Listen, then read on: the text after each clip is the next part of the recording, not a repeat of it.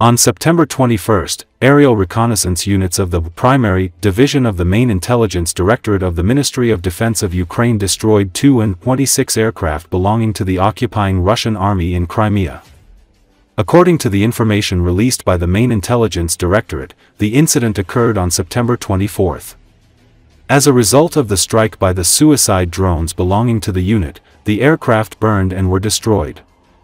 As a result of the operation, the surface radar station and the coastal radar Mys M1 were also destroyed.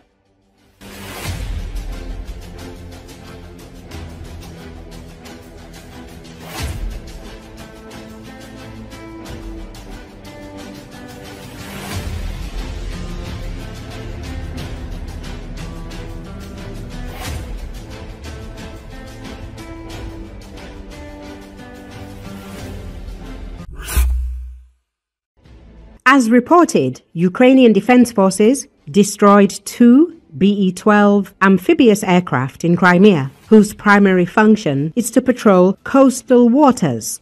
Coastal radar stations monitoring the maritime situation are also being systematically destroyed.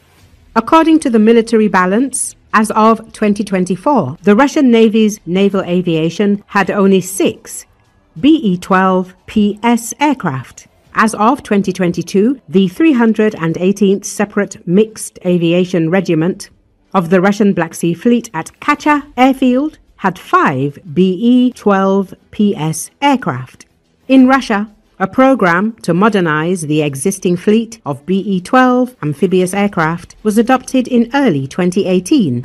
The modernized aircraft received new onboard equipment, a hydrocaustic system, detection sensors, and a magnetic anomaly detector, as well as improved depth charges and torpedoes. The Russian Black Sea Fleet first began using BE-12 aircraft in the war against Ukraine in August 2022 to search for potential saboteurs and monitor shipping to the ports of Greater Odessa. Ukraine has no submarines, but after the full-scale Russian invasion began, naval drones were quickly developed and deployed, causing serious damage to ships and boats of the Russian Black Sea Fleet. In this regard, the ancient BE-12 amphibious aircraft came in handy for the Russian military to detect Ukrainian unmanned boats. Another important action that paves the way for Ukrainian naval drones to reach Crimean ports, the Kerch Bridge, and the Novorossiysk naval base, is the destruction of coastal radar stations on the peninsula.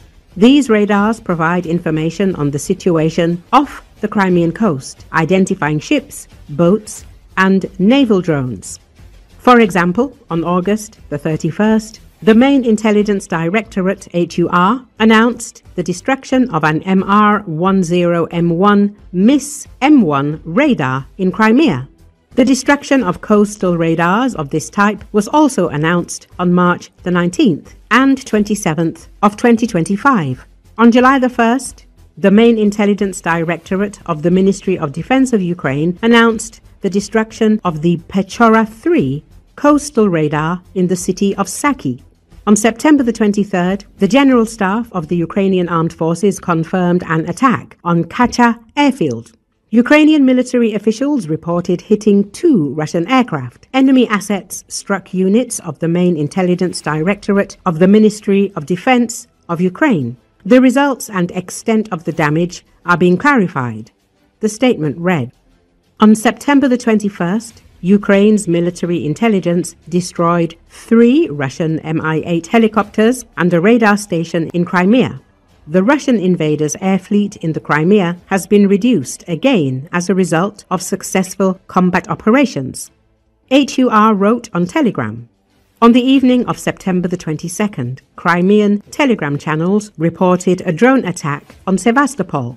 According to the city's Russian mayor, Mikhail Razvozeyev, 6 drones were allegedly shot down by air defense forces as they approached the city, and another was shot down near Kacha. A grass fire was reported there. In addition to the BE-12, the Kacha airfield also houses An-26 military transport aircraft. The General Staff of the Ukrainian Armed Forces did not specify which aircraft were hit.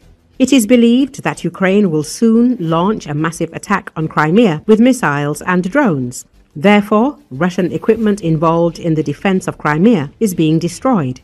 The destruction of the Crimean bridge during the attack is also considered inevitable. This means that the Crimean bridge is in its last days.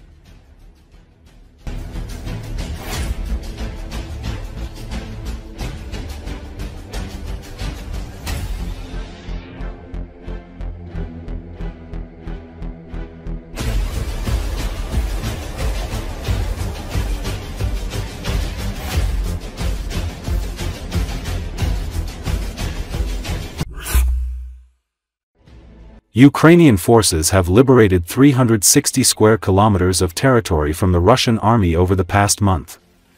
Russian troops have also been encircled, stated Ukrainian President Volodymyr Zelensky during a meeting with US President Donald Trump. This month, our soldiers deoccupied 360 square kilometers and encircled 1,000 soldiers. Of course, we want to exchange them, because we need our soldiers in any case, Zelensky emphasized.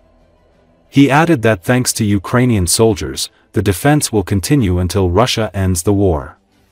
And I hope they will stop in any case, the president added.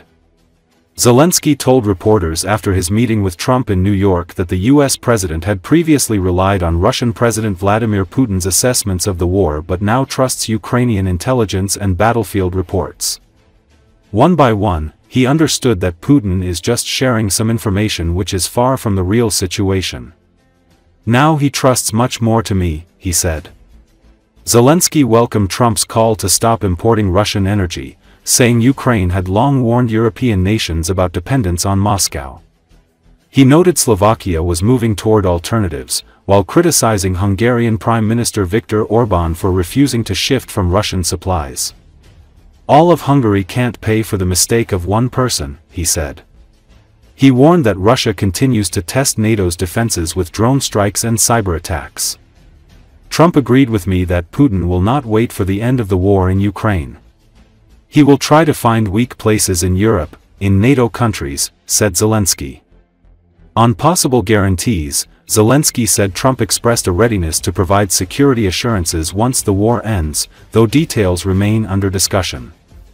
He also welcomed a planned meeting between Ukraine's First Lady Olena Zelenska and US First Lady Melania Trump as a very good step forward.